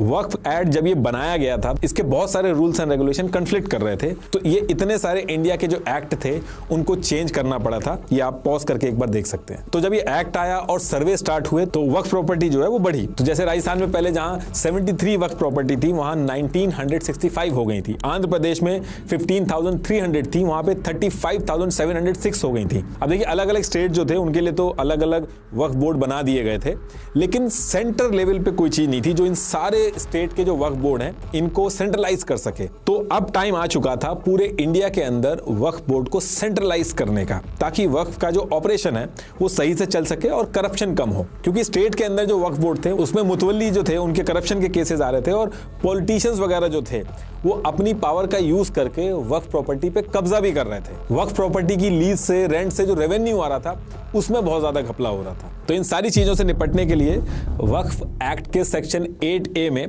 पूरा एक चैप्टर ऐड किया गया जहां पे सेंट्रल वक्फ काउंसिल CWC बनाई गई। जो कि एक स्टैट्यूटरी बॉडी थी, मतलब कि इनको लॉ के थ्रू बनाया गया, लेकिन ये जो काम थी ये इंडिपेंडेंट करेंगी। तो ये सेंट्रल वक्फ काउंसिल जो थी CWC, इसके बनने से वक्फ के पास एक लीगल पावर भी आ गई थी ताकि कब्जे वगैरह जो है उनसे निपटा जा सके। और इस सेंट्रल वक्फ काउंसिल को direct ministry of minority affair के अंदर रखा गया था और ये स्टेट के जितने भी वक्फ बोर्ड थे इनके ऊपर नजर रखते थे। तो देखिए इसको याद रखिएगा, सेंटर लेवल पे हो गई सेंट्रल वक्फ काउंसिल CWC, उसके बाद स्टेट लेवल पे हो गई वक्फ बोर्ड, फिर डिस्ट्रिक्ट लेवल पे हो गया वक्फ कमेटी और फिर सर्वे कमिश्नर जो हो गया, मुतवल्ली हो गया, उनके रोल आपको पता ही है। अब इसके बाद क्या होता है कि वक्फ जो है वो एक ऑर्गेनाइज तरीके से अपना काम करता है और इंडिया के अंदर जो पुरानी प्रॉपर्टी वक्फ थी उनको वक्फ अपने अंडर में लेता है, क्लेम करना स्टार्ट करता है। तो इसी बीच में क्या होता है कि कुछ लोग सेम टाइम पे अपनी प्रॉपर्टी सेल करने सब रजिस्ट्रार ऑफिस गए, तो रजिस्ट्रार ऑफिस से उनको पता चला कि जो प्रॉपर्टी है जिसको वो अपना समझ के उस पर रह रहे थे, ये प्रॉपर्टी तो वक्फ के नाम पे रजिस्टर्ड है। अब रूल के हिसाब से ये था कि वक्फ जो है वो अगर कोई प्रॉपर्टी अपने अंडर में लेगा तो गैजेट नोटिफिकेशन निकालेगा, उसके बाद 1 साल का टाइम होगा। लेकिन इसमें दिक्कत ये आ रही थी कि नोटिफिकेशन जो निकाला जा रहा था वो आम जनता ऐसे पढ़ नहीं रही थी। तो जितने भी लोग अपील करने जा रहे थे उनकी प्रॉपर्टी का ऑलरेडी 1 साल कंप्लीट हो गया था, तो हर कोई बहुत परेशान हो गया था कि इसके कैसे सॉल्यूशन निकाला जाए। और कोर्ट के अंदर बहुत सारे केसेस बढ़ गए थे वक्फ बोर्ड की जो प्रॉपर्टी है उसको लेके। और सेम टाइम पे गवर्नमेंट ने भी डिसाइड किया कि वक्फ प्रॉपर्टी अपने आप काम तो कर रही है, ये रेवेन्यू भी जनरेट कर रही है, अगर इसके मैनेजमेंट में गवर्नमेंट भी हेल्प करे और इनको भी थोड़ी बहुत सब्सिडी दे दे, लोन वगैरह दे दे, तो जो मुस्लिम कम्युनिटी, जो माइनॉरिटी है इंडिया के अंदर, उनके लिए जो वेलफेयर की स्कीम लानी होती है गवर्नमेंट को, उसका बर्डन कम हो जाएगा अगर गवर्नमेंट इसी वक्फ बोर्ड के अंदर इनके साथ कोलैबोरेट कर लेती है। तो इसको लेके गवर्नमेंट की तरफ से भी वक्फ की जो फंडिंग थी वो स्टार्ट हुई। गवर्नमेंट ने लोन दिए, ये सारे लोन की लिस्ट है, आप पॉज करके एक बार देख सकते हो। टोटल ये इतने ग्रांट्स दिए गए थे, ये स्क्रीन पे आप देख सकते हो, ये सारे कंप्लीटेड प्रोजेक्ट्स की डिटेल्स हैं जो गवर्नमेंट की हेल्प से स्टार्ट हुए, आप पॉज करके एक बार देख सकते हो। और ये जो स्टेप लिया गया था गवर्नमेंट की तरफ से, ये गेम चेंजर भी बना वक्फ के लिए। एक तो गवर्नमेंट का भी बर्डन कम हुआ जो वो अलग से वेलफेयर के लिए पैसे देती थी, दूसरा वक्फ बोर्ड का भी प्रॉफिट बढ़ा। अकेले आंध्र प्रदेश का जो वक्फ बोर्ड था उसके पास 4 करोड़ का सरप्लस फंड बन गया था और इसी टाइम पे इसको इन्होंने क्या किया कि FD कर दिया था, जिससे 10% इंटरेस्ट भी आने लगा था। तो इस चीज से काफी फायदा भी हुआ वक्फ को। हालांकि इस चीज को लेके बहुत ज्यादा कंट्रोवर्सी भी स्टार्ट हुई उस टाइम पे कि इस्लाम में इंटरेस्ट को सही नहीं माना जाता है, तो ये FD करा के जो इंटरेस्ट लिया जा रहा है ये गलत है, लेकिन ज्यादा कुछ बात बढ़ती नहीं है। और इसी टाइम पे जब गवर्नमेंट और वक्फ बोर्ड कोलैबोरेट करके काम कर रहे थे तो सेम टाइम पे कुछ प्राइवेट एंटिटीज भी आई जिनको कॉर्पोरेट वक्फ भी कहा गया। कई इंडिविजुअल्स ने कॉर्पोरेट वक्फ बनाने भी शुरू कर दिए इंडिया के अंदर, जैसे हाकिम हाफिज अब्दुल मजीद ने गरीबों के लिए सस्ती दवाइयां देने के लिए हमदर्द लेबोरेटरी स्टार्ट करके उसको वक्फ कर दिया। ये कॉर्पोरेट वक्फ था। इन्होंने जामिया हमदर्द यूनिवर्सिटी, हमदर्द एजुकेशन सोसाइटी बनाई। इंडिया के साथ साथ पाकिस्तान और बांग्लादेश में भी हमदर्द लेबोरेटरी स्टार्ट करी इन्होंने। तो इसके साथ साथ कॉर्पोरेट वक्फ जो था वो भी स्टार्ट हो गया था इंडिया के अंदर। अब इसके बाद क्या होता है कि डेट आती है 26 मार्च 1976 और इस टाइम पे इंदिरा गांधी जी प्राइम मिनिस्टर थी। तो इंदिरा गांधी जी ने सारे स्टेट्स को वक्फ प्रॉपर्टी के प्रोटेक्शन और मैनेजमेंट के लिए लेटर भेजे। ये उस लेटर की कॉपी है, ये पूरा का पूरा लेटर जो है मैंने डिस्क्रिप्शन में भी लगा दिया, आप एक बार पढ़ लेना। तो इसमें बेसिकली इन्होंने ये कहा कि देखिए इंडिया के अंदर काफी सारी वक्फ प्रॉपर्टी स्टेट गवर्नमेंट के कंट्रोल में पड़ी है। तो इन्होंने इस लेटर में कहा कि या तो उस प्रॉपर्टी को खाली करके वक्फ को वापस दे दो, और अगर उस प्रॉपर्टी के ऊपर गवर्नमेंट ने ऑलरेडी बहुत ज्यादा पैसा लगा के इंफ्रास्ट्रक्चर डेवलप कर लिया है तो उसका रेंट देना स्टार्ट कर दो। अब इस चीज को इंप्लीमेंट करने के लिए भी कई सारे रूल्स जो थे वो कन्फ्लिक्ट करने लगे, तो इसके लिए भी रूल चेंज किए गए, जैसे कि town planning law, land ceiling act, land acquisition act, limitation act, income tax act, इन सब एक्ट्स को वक्फ से क्लैश होने की वजह से चेंज किए गए। और development of urban Waqf properties scheme बना के 2016 तक कांग्रेस और बीजेपी ने 47 करोड़ 65 लाख 96,000 रुपए दिए अलग अलग वक्फ बोर्ड को। ये आप लिस्ट देख सकते हो पॉज करके, ईयर वाइज अभी तक किस गवर्नमेंट ने कितना पैसा दिया है ये सारा इसमें आपको मिल जाएगा। और 2014 से अभी तक की बात करें तो 21 करोड़ के करीब बीजेपी ने भी दिया है। लेकिन कंट्रोवर्सी स्टार्ट हुई इसके करीब 14 से 15 साल बाद, ईयर 1989 में 1 अप्रैल को यूपी के सीएम नारायण दत्त तिवारी जी ने ऑर्डर दे दिया कि यूपी में जो लैंड बंजर है यानी कि अनकल्टिवेटेड लैंड है उसको वक्फ के काम के लिए, जैसे ग्रेवयार्ड, मस्जिद, ईदगाह, इसके लिए दे देना चाहिए। और ये जो अनकल्टिवेटेड गवर्नमेंट प्रॉपर्टी थी इसको वक्फ के नाम पे रजिस्टर कर दिया गया। तो इसकी वजह से यूपी के अंदर मिलियंस ऑफ हेक्टर की जो अनकल्टिवेटेड लैंड थी वो वक्फ की हो गई थी। लेकिन इस चीज को लेके गवर्नमेंट के ऊपर काफी टाइम तक प्रेशर रहा था। लोगों ने ये भी कहा था कि सेकुलर देश में रिलीजन के नाम पे लैंड नहीं दी जा सकती। काफी टाइम तक ये डिस्कशन चलता है लेकिन फिर मामला दब जाता है। अब देखिए इसके बाद 18 से 20 साल तक वक्फ ऐसे ही काम करता है, सर्वे वगैरह होते हैं। लेकिन इसमें दिक्कत ये थी कि जब भी वक्फ प्रॉपर्टी को कुछ क्लेम करना होता था तो उसको डॉक्यूमेंट्स दिखाने होते थे, जैसे वक्फ डीड्स, विल्स, ग्रांट्स, सनद, रूलर्स के जो वक्फनामा, British land record, revenue record, ये सारी चीजें दिखानी होती थी। और ये सारे डॉक्यूमेंट जो होते थे काफी पुराने होते थे, या तो वो मिस हो जाते थे या वो खराब हो जाते थे। तो इसकी वजह से वक्फ बोर्ड को क्लेम करने में बहुत दिक्कत आती थी। जैसे ताजमहल जो था उसको वक्फ प्रॉपर्टी बोल दिया गया था, लेकिन कोर्ट के अंदर वक्फ डीड जो थी वही मिसिंग थी, तो फिर ताजमहल को वक्फ प्रॉपर्टी नहीं माना गया। ऐसे एक पूरा गांव था, उसको वक्फ बोर्ड ने क्लेम कर दिया था, लेकिन उसके भी डॉक्यूमेंट्स नहीं मिले थे। और इसकी वजह से बहुत ज्यादा नुकसान होता था। एक तो वक्फ का नुकसान होता था कि उसका क्लेम रिजेक्ट हो जाता था, दूसरा जिस प्रॉपर्टी पे क्लेम किया जाता था कि ये वक्फ की प्रॉपर्टी है, उसको लोग खरीदना बंद कर देते थे, क्योंकि आगे चल के पता नहीं क्या हो, कौन सी सरकार आए। तो अगर कोई प्रॉपर्टी वक्फ बोर्ड क्लेम कर देता था तो उसके रेट बहुत ज्यादा गिर जाते थे, जिससे लोगों को बहुत नुकसान होता था। लोग डरते थे कि कहीं कोई वक्फ के लिए क्लेम ना कर दे। और वक्फ के लिए सबसे ज्यादा टफ होता था पुराने फरमान या पेपर को प्रेजेंट करना कोर्ट के अंदर। तो जितने भी लैंड माफिया या बाहुबली नेता होते थे उनका बहुत ज्यादा कब्जा हो गया था, और ऐसी वक्फ प्रॉपर्टीज पे मुतवल्ली जो थे वो भी घूस लेके लीज पे दे रहे थे। तो इनकी वजह से बहुत सारे केसेस वक्फ बोर्ड को लेके सिविल कोर्ट में जा रहे थे। सिविल कोर्ट में ऑलरेडी इतने सारे केसेस पहले से ही चल रहे थे, तो एक बार वक्फ प्रॉपर्टी को लेके कोई केस अगर कोर्ट में पहुंचता था तो उसमें बहुत ज्यादा टाइम लगता था और हर किसी का नुकसान होता था। तो इन सब से निपटने के लिए ये जो वक्फ एक्ट 1954 था, गवर्नमेंट ने डिसाइड किया कि अब इसको चेंज करने का टाइम आ गया है। और ये जो वक्फ एक्ट 1954 था, इसको हटा के पीवी नरसिम्हा राव जी ने वक्फ एक्ट 1995 लेके आए।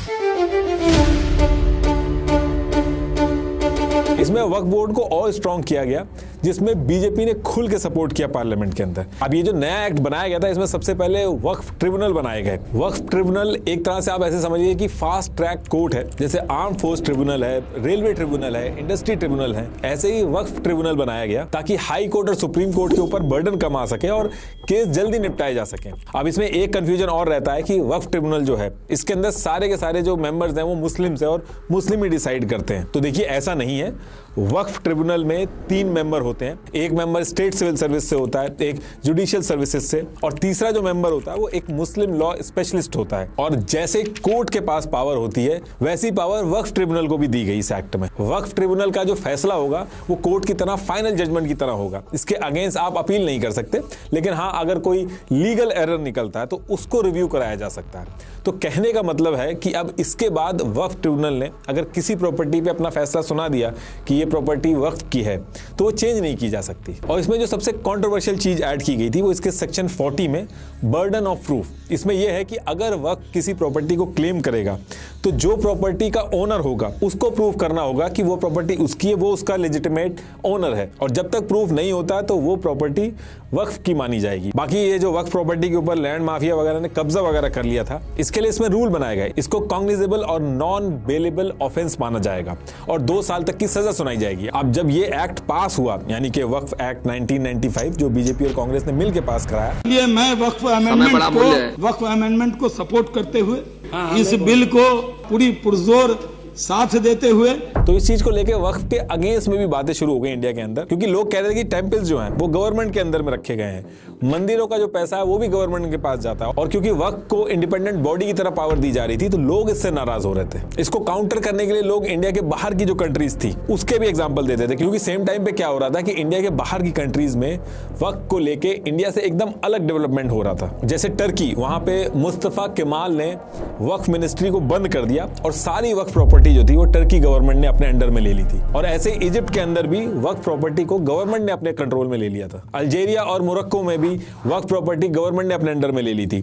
रशिया ने भी सेम चीज की थी। ये आप स्क्रीन पे पॉज करके एक बार देख सकते हो कि क्यों और किस वजह से ली थी। तो इन सारी वजह से वक्फ प्रॉपर्टी का जो मॉडल था, इसको लेके आने वाले 10 साल तक उसको लेके एक बहस स्टार्ट हो गई थी कि इंडिया के अंदर जो मुस्लिम कम्युनिटी है उसकी फाइनेंशियल कंडीशन इतनी खराब है और जो लैंड है वो भी मुस्लिम्स के पास बहुत कम है, लेकिन वक्फ प्रॉपर्टी का जो लैंड है वो बहुत तेजी से बढ़ रहा है। तो जब बात बहुत ज्यादा बढ़ जाती है तो ईयर 2005 में गवर्नमेंट क्या करती है कि जस्टिस राजेंद्र सच्चर को टास्क देती है कि आप एक रिपोर्ट तैयार करो, वक्फ और मुस्लिम्स की जो एक्चुअल कंडीशन है इंडिया के अंदर उसके ऊपर आप एक रिपोर्ट बनाओ, ताकि डेटा के बेसिस पे पता चल सके कि दिक्कत कहां पे है। तो सच्चर कमेटी बनती है। इसमें और भी बहुत सारी चीजें थी माइनॉरिटी के स्टेटस को लेकर इंडिया के अंदर, लेकिन मैं सिर्फ वक्फ के बारे में डिस्कस करूंगा। तो सच्चर कमेटी ने क्या किया कि इंडिया के अंदर जितनी भी अलग अलग स्टेट के वक्फ बोर्ड थे उनसे कहा कि जो भी रेवेन्यू प्रॉपर्टी से आ रहा है या जहां जहां आप सर्वे सर्वे कर रहे हो, प्रॉपर्टी क्लेम कर रहे हो, एक एक चीज का पहले तो आप डेटा शेयर करो। और जब सच्चर कमेटी ने डेटा मांगा तो कई स्टेट्स के वक्फ बोर्ड ने तो अपने सर्वे का डेटा ही अपडेट नहीं कर रखा था, तो उनके पास कोई रिकॉर्ड ही नहीं था। कई ऐसे भी छोटे स्टेट्स थे जहां पे किसी भी तरीके का डेटा मेंटेन ही नहीं हो रहा था। लेकिन जैसे तैसे करके ये सारी डिटेल्स इकट्ठा करके करीब एक साल के बाद 17 नवंबर 2006 को सच्चर कमेटी अपनी रिपोर्ट सबमिट करती है, जिसमें काफी शॉकिंग फैक्ट सामने आते हैं, जिससे गेस किया जा सकता है कि वक्फ बोर्ड में कुछ ना कुछ तो गड़बड़ी चल रही है। रिपोर्ट में आया कि उस पर्टिकुलर टाइम पे वक्फ के पास 4.9 लाख रजिस्टर्ड प्रॉपर्टी है, जिनको वक्फ ने रजिस्टर करवा रखा है। बाकी जो क्लेम कर रखी है और रजिस्टर नहीं है वो इससे बाहर थी। टोटल लैंड निकाला गया कि वक्फ के पास कितना लैंड है, तो ये निकला 6 लाख एकड़। और फिर इसके बाद इंडिया के अंदर जो टोटल वक्फ प्रॉपर्टी थी जो रजिस्टर्ड थी, उसकी मार्केट वैल्यू निकाली गई जो कि 1.2 लाख करोड़ आई। अब ये सब करने के बाद सच्चर कमेटी ने कहा कि जितनी भी वक्फ की प्रॉपर्टी है, अगर 10% के रिटर्न के हिसाब से भी हम कैलकुलेट करें तो 12,000 करोड़ रुपए का प्रॉफिट तो इससे आना चाहिए। लेकिन वक्फ बोर्ड जो है वो अपनी प्रॉपर्टी का एनुअल प्रॉफिट 163 करोड़ दिखा रहा है। और ये जो 12,000 करोड़ है बहुत बड़ा नंबर था। सिक्किम, मिजोरम, नागालैंड जैसे स्टेट जो है इनका बजट होता है। अगर हम अभी 2024 की भी बात करें तो माइनॉरिटी अफेयर्स का जो एनुअल बजट है वो 3,183.24 करोड़ था। तो कहने का मतलब है कि वक्फ अपनी प्रॉपर्टी से जो बना रहा है उसका 4 गुना ज्यादा रेवेन्यू आना चाहिए। तो वक्फ की जो ये प्रॉपर्टी है उससे रेवेन्यू तो जनरेट हो रहा है, लेकिन उसके बाद भी अर्बन एरिया प्रॉपर्टी रिपोर्ट 2004-2005 के हिसाब से 38.4% मुस्लिम्स तो गरीबी रेखा के नीचे थे। और वेस्ट बंगाल की बात करें तो उस पर्टिकुलर टाइम पे तो वेस्ट बंगाल के पास सबसे ज्यादा वक्फ प्रॉपर्टी थी। उसके बाद भी सबसे ज्यादा गरीब मुस्लिम जो थे वो वेस्ट बंगाल में ही पाए गए। मुस्लिम्स की जो इकोनॉमिक कंडीशन है वो वीक है और लैंड भी उनके पास कम है। और वक्फ के पास इतना लैंड होने के बाद भी इंडिया के अंदर जो मुस्लिम कम्युनिटी है उनके पास उसका फायदा नहीं पहुंच पा रहा है। सिंगापुर की 200 वक्फ प्रॉपर्टी का जो रेवेन्यू है वो 42.7 करोड़ है। इंडिया की 4.9 लाख वक्फ प्रॉपर्टी का जो रेवेन्यू है 163 करोड़ है। ये बहुत ज्यादा डिफरेंस है। इसका मतलब है कि मिसमैनेजमेंट है इंडिया के अंदर। सिंगापुर वालों ने वक्फ को लेके एक शुकुक मुश्करा का सिस्टम डेवलप किया था और इस्लामिक बॉन्ड्स बना के इन्वेस्टर्स का भी पैसा लगाया। मलेशिया और इंडोनेशिया इस्तिब्दल सिस्टम लेके आए जिससे बहुत ज्यादा रेवेन्यू उन्होंने बनाया। लेकिन इंडिया के अंदर वक्फ बोर्ड में करप्शन, नेताओं की मनमानी और आउटडेटेड सिस्टम की वजह से रेवेन्यू में बहुत ज्यादा डिफरेंस है। अब इस चीज के ऊपर वक्फ बोर्ड जो है उसका कहना था देखिए वक्फ प्रॉपर्टी तो बहुत सारी है, ऑन पेपर बहुत सारी है, लेकिन एक्चुअल में वक्फ प्रॉपर्टी के ऊपर इलीगल कब्जा जो है वो बहुत ज्यादा बढ़ गया है। लैंड माफिया, पॉलिटिशियंस ने अपने हिसाब से इस प्रॉपर्टी को ऐसा किया है कि वक्फ की जो प्रॉपर्टी को बहुत ज्यादा नुकसान हो रहा है। वक्फ बोर्ड ने कहा कि जो भी गवर्नमेंट आती है वो अपने बंदे घुसा देती है और लैंड से फायदा बनाती है और हमारी इसमें चलती ही नहीं है। जैसे इसमें कहा इन्होंने कि गवर्नमेंट ने अपने फायदे के चक्कर में शिलोंग का जो वक्फ बोर्ड था वहां का जो सीईओ था, एक 10th फेल को जबरदस्ती बिना मर्जी के वक्फ बोर्ड का सीईओ बना दिया गया। इंडिया टुडे ने एक स्टिंग ऑपरेशन किया था। ये मेरठ की वक्फ प्रॉपर्टी नंबर 3068 के मुतवल्ली कमर अहमद के पास गए। इसने इनको फेक लेटर दिया, ये उसकी कॉपी है, और 1.35 करोड़ में 680 स्क्वायर यार्ड देने को रेडी हो गया, जिसमें इसने बोला कि 25% तो मुझे ऊपर वक्फ बोर्ड के जो मेंबर है उनको देना है। सीतापुर के मुतवल्ली चौधरी अब्दुल हामिद वक्फ प्रॉपर्टी नंबर 4181 को जुगाड़ लगा के पैसे लेके 90 ईयर्स के लिए लीज पे देने को रेडी हो गए। और मेरठ की एक और वक्फ प्रॉपर्टी जिसका नंबर 3493, उसका जो मुतवल्ली था हाजी अब्दुल समद, ये पैसे लेके वक्फ प्रॉपर्टी बेचने के लिए रेडी हो गया। आप एक सर्च करोगे तो आपको 50 केसेस मिल जाएंगे ऐसे जहां पॉलिटिशियंस, लैंड माफिया, मुतवल्ली कोऑर्डिनेटेड तरीके से वक्फ प्रॉपर्टी का मिसयूज कर रहे हैं और जो पैसा गरीब मुस्लिम के यहां जाना था ये अपने पास रख रहे हैं। वेस्ट बंगाल में 126 वक्फ प्रॉपर्टी जो थी उसको बहुत ही कम रेट पे लीज में उठा के दे दी गई। एक वक्फ प्रॉपर्टी को शॉ वायलेंस बिल्डिंग के लिए 99 ईयर्स के लिए विजय माल्या की एक अल्कोहल कंपनी जो थी उसको दे दिया गया, जबकि अल्कोहल के लिए तो वक्फ प्रॉपर्टी किसी भी कीमत पे नहीं सेल की जा सकती। पॉलिटिशियंस की जो लिस्ट है वो तो और भी लंबी है। कर्नाटका स्टेट के माइनॉरिटी कमीशन चेयरमैन अनवर मनीपेडी ने रिपोर्ट सबमिट की जिसमें इन्होंने एलिगेशन लगाई कि ईयर 2001 से लेके 2012 के बीच में पॉलिटिशियंस और लैंड माफिया ने 27,000 एकड़ वक्फ की जो जमीन थी वो बहुत ही सस्ते में दे दी। और ये जो पूरा स्कैम था इसका एस्टिमेट 2 लाख करोड़ बताया गया, जिसमें इन्होंने डायरेक्ट नाम लिया रहमान खान, जफर शरीफ, तनवीर सेठ, Qamrul Islam, Khaneez Fatima, N A Haris, CM Ibrahim और मल्लिका अर्जुन खड़गे तक का नाम लिया इसमें। टीडीपी के चंद्रबाबू नायडू ने 1100 वक्फ लैंड को airport development authority of India को दे दिया, जो कि ऐसा वो नहीं कर सकते थे। ऐसे ही वाईएसआर रेड्डी ने भी दरगाह हुसैन शाह की 1630 एकड़ प्राइम वक्फ की जो लैंड थी जिसकी कीमत करीब 32,000 करोड़ थी वो मल्टीनेशनल कंपनीज को उठा के दे दी थी। दिल्ली की जो जामा मस्जिद और फतेहपुरी मस्जिद के पास की जो वक्फ लैंड थी, वहां पे जो शॉप्स थी उनको 1500 से 2000 रुपए के रेंट पे दिया गया, जबकि एक्चुअल में वहां बताया जा रहा है कि 20,000 रुपए रेंट आराम से आना चाहिए। इसके लिए भी अहमद बुखारी और मौलाना मुअज्जम अहमद पे इल्जाम लगाया गया। दिल्ली में बहुत सारी ऐसी वक्फ प्रॉपर्टी हैं जिनको 1 रुपए से 11 रुपए पर मंथ रेंट पे दे दिया गया यूज करने के लिए। ये उन सारी प्रॉपर्टी की लिस्ट है और इसमें भी आप देखोगे तो मुस्लिम्स को ना देके 85% केसेस में हिंदुओं को रेंट पे दी गई है। यूपी में मल्टीपल एलिगेशन मुख्तार अंसारी पे लगे हैं कि इन्होंने वक्फ प्रॉपर्टी की जमीन पे एक मॉडर्न कॉम्प्लेक्स बना के अपने बेटे को दे दी, और अतीक अहमद के ऊपर भी इल्जाम लगाएगा कि इन्होंने प्रयागराज में एक प्राइम लोकेशन की वक्फ प्रॉपर्टी थी जिसका मुतवल्ली जो था वो अपना इलाज कराने के लिए कुछ टाइम के लिए गया था, तो उसी के बीच में अतीक अहमद ने उस प्रॉपर्टी को जो कि वक्फ की थी अपने घर वालों के नाम करा दी। तो देखिए, करप्शन को लेकर वक्फ बोर्ड ने बहुत बार अपने कंसर्न दिखाए हैं कि वक्फ बोर्ड पे बहुत ज्यादा कब्जे हो रहे हैं, इस पे कुछ ना कुछ करना होगा, लेकिन उसके बाद भी कुछ नहीं होता है। शुरू में मैंने बताया था आपको कि दिल्ली को जब अंग्रेजों ने कैपिटल बनाया था तो उन्होंने वक्फ प्रॉपर्टी ले ली थी। तो जब अंग्रेज चले गए तो उसके बाद वक्फ बोर्ड ने करीब दिल्ली की 77% लैंड पे अपना क्लेम किया था दोबारा से, लेकिन तब तक ये सारी प्रॉपर्टी जो थी वो डीडीए एंड एलडीओ के अंडर आ गई थी और गवर्नमेंट का बहुत सारा इंफ्रास्ट्रक्चर इसके ऊपर बन गया था। करीब 200 प्लस मस्जिद और 300 प्लस वक्फ प्रॉपर्टी को लेके अंग्रेज जब इंडिया से चले गए थे तो गवर्नमेंट और वक्फ बोर्ड के बीच में अभी तक कन्फ्लिक्ट चल रहा है, कोर्ट केसेस चल रहे हैं। डीडीए और एलएनडीओ ने दिल्ली वक्फ बोर्ड पे 300 से ज्यादा केस कर रखे इसी लैंड को लेके। और जब 2014 के इलेक्शन होने थे तो उससे 30 दिन पहले 123 प्रॉपर्टी कांग्रेस ने वक्फ बोर्ड को वापस कर दी थी, लेकिन इलेक्शन में बीजेपी जीत के आ गई थी, तब दोबारा से गवर्नमेंट के पास प्रॉपर्टी आ गई। अभी फिर से दोबारा से इसी चीज को लेके दिल्ली वक्फ ने गवर्नमेंट के ऊपर केस कर रखा है, लेकिन अभी उसका कोई रिजल्ट नहीं आया। दिल्ली के अंदर सबसे ज्यादा कंफ्लिक्ट चल रहे हैं। 989 एविक्शन ऑर्डर डाले गए हैं वक्फ प्रॉपर्टी को लेके और 120 पुलिस कंप्लेन हो चुकी हैं। उसके बाद भी सिर्फ 4 वक्फ प्रॉपर्टी थी जो वापस मिली थी वक्फ बोर्ड को। ये आप लिस्ट एक बार पॉज करके देख सकते हैं। इन पे वक्फ बोर्ड ने कहा कि गवर्नमेंट ने तो इन प्रॉपर्टी पे खुद ही कब्जा कर रखा है। इसमें सबसे ज्यादा करप्शन के जो केस हैं वो दरगाह के आते हैं। 29 नवंबर 2012 को कर्नाटका के टुमकुर सिटी में बीएच रोड पे 2 मुस्लिम सेंट की दरगाह थी। दरगाह के ऊपर म्युनिसिपल कमिश्नर ने केस कर दिया था कि ये इलीगल बनाई गई है, और फिर इसके बाद केस चलता है सिविल कोर्ट में, और फिर सिविल कोर्ट के अंदर ईयर 1906 का मैप प्रोड्यूस किया गया जिसमें दरगाह थी नहीं, तब जाके कोर्ट ने दरगाह के अगेंस्ट में ऑर्डर पास किया। ऐसे ही दिल्ली के एक फ्लाईओवर के ऊपर दरगाह बना दी गई थी, वो मुद्दा भी बहुत ज्यादा उठ गया था। उत्तराखंड के फॉरेस्ट में 450 मजार मिली, लेकिन जब इसको चेक किया गया तो कोई ह्यूमन बॉडी नहीं मिली इसमें। तो इसमें काफी ज्यादा मिसमैनेजमेंट चल रहा था।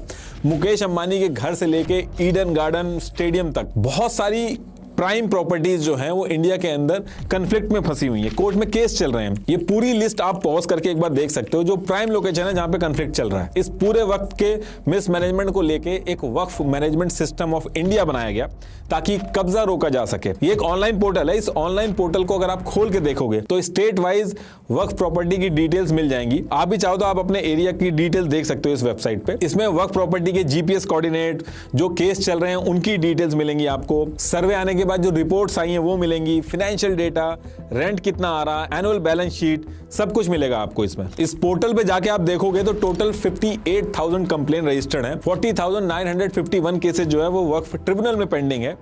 165 केसेस हाई कोर्ट और सुप्रीम कोर्ट में चल रहे हैं, और सबसे हैरानी की बात है कि 9,942 केसेस तो खुद मुस्लिम्स के चल रहे हैं। जिस मुस्लिम कम्युनिटी के लिए ये वक्फ सिस्टम बनाया गया था, उनके वेलफेयर के लिए लाया गया था, उसी कम्युनिटी को सबसे ज्यादा सफर करना पड़ रहा है। तो अब इसके बाद ये जो करंट ईयर चल रहा है 2024, इसमें क्या हुआ है कि 8 अगस्त 2024 को नया वक्फ बिल लेके आई है गवर्नमेंट। तो ये जो बिल लेके आई है गवर्नमेंट, इसमें इन्होंने कई सारी चीजें चेंज कर दी हैं, इसीलिए इसको लेकर बहुत ज्यादा कंट्रोवर्सी स्टार्ट हो गई है। पहली चीज इसमें कही गई है कि जो आदमी कम से कम 5 साल से इस्लाम प्रैक्टिस कर रहा होगा वही अपनी प्रॉपर्टी वक्फ कर सकता है। वक्फ बाय यूजर जो मैंने ऊपर समझाया था आपको, उसको इसमें से रिमूव कर दिया गया है। इसके बाद जो पहले सर्वे कमिश्नर सर्वे करते थे, उसकी जगह गवर्नमेंट का डिस्ट्रिक्ट कलेक्टर जो होगा वो सर्वे करेगा, और वक्फ बोर्ड की जगह स्टेट गवर्नमेंट को रिपोर्ट भेजेगा। और जिस वक्फ प्रॉपर्टी का डिस्प्यूट गवर्नमेंट का और वक्फ बोर्ड का चल रहा होगा, जब तक उस पर कोई फैसला नहीं आ जाता वो प्रॉपर्टी गवर्नमेंट की मानी जाएगी। और इस एक्ट में यह भी कहा गया है कि आप कोई भी वक्फ प्रॉपर्टी को रजिस्टर करने के लिए जो कलेक्टर होगा उसकी परमिशन लेके रेवेन्यू रिकॉर्ड में दिखाना होगा। इसके बाद इस बिल में कहा गया कि वक्फ बोर्ड में अब से कम 2 नॉन मुस्लिम होने चाहिए, और साथ में 2 मुस्लिम वुमेन जो है उनको भी होना कंपलसरी कर दिया गया है। और वक्फ ट्रिब्यूनल में जो एक मुस्लिम लॉ स्पेशलिस्ट होता था उसकी जगह पे कर दिया गया है स्टेट गवर्नमेंट ऑफिसर। और ये जो वक्फ के जो फाइनेंस की ऑडिट होगी उसको भी गवर्नमेंट की सीएजी करेगी, और मेनली जितने भी डिसीजन होंगे वो कलेक्टर लेगा वक्फ प्रॉपर्टी के केस में। तो इसकी वजह से इन अ वे वक्फ ट्रिब्यूनल जो है उसका भी इंपैक्ट कम हो गया है। और पहले जो स्टेट में 2 वक्फ होते थे, शिया और सुन्नी वक्फ बोर्ड, अब उसमें आगा खानी और बोरा मुस्लिम जो है उनका वक्फ बोर्ड भी ऐड होगा। और इसके साथ साथ इसमें एक चीज और की गई है, वक्फ एक्ट जो था उसका सेक्शन 107 हटा दिया गया है, जिसकी वजह से वक्फ जो है वो अब लिमिटेशन एक्ट के अंडर आ गया है और अब सिर्फ रिटर्न वक्फ ही माना जाएगा। ओरल वक्फ जो इससे पहले किया जाता था वो नहीं माना जाएगा। अब देखिए, ये जो वक्फ बिल आया है अभी 2024 में, इसको लेके अपोज हो रहा है। एक तो मुस्लिम कम्युनिटी जो है इंडिया के अंदर, उसको ये जो पूरा नया वक्फ एक्ट लेके आया गया है उसको लेके ट्रस्ट इश्यूज हैं जो अभी करंट में गवर्नमेंट चल रही है उससे। दूसरा, अगर आप ये जो नया वक्फ एक्ट आया है इसको देखोगे, जो सारा का सारा वक्फ का सिस्टम है वो गवर्नमेंट के अंडर आ गया है, मुस्लिम अथॉरिटी से निकल के। अब आगे इसको लेके क्या होगा वो तो आने वाले कुछ महीनों में पता चल जाएगा, लेकिन इतना बड़ा चेंज करना गवर्नमेंट के लिए भी आसान नहीं होगा। लास्ट में एक बार फिर से आपको रिमाइंड करा दूं to download Pop UPI app. इस पर यूपीआई ट्रांजैक्शन करने पे मिलेंगे अश्योर्ड 2% पॉप कॉइन्स, जिसमें एक पॉप कॉइन की वैल्यू है 1 रुपीज। और पॉप कॉइन्स को यूज करके आप ले पाओगे up to 80% discount on Pop shop. Link is in the description. Thank you.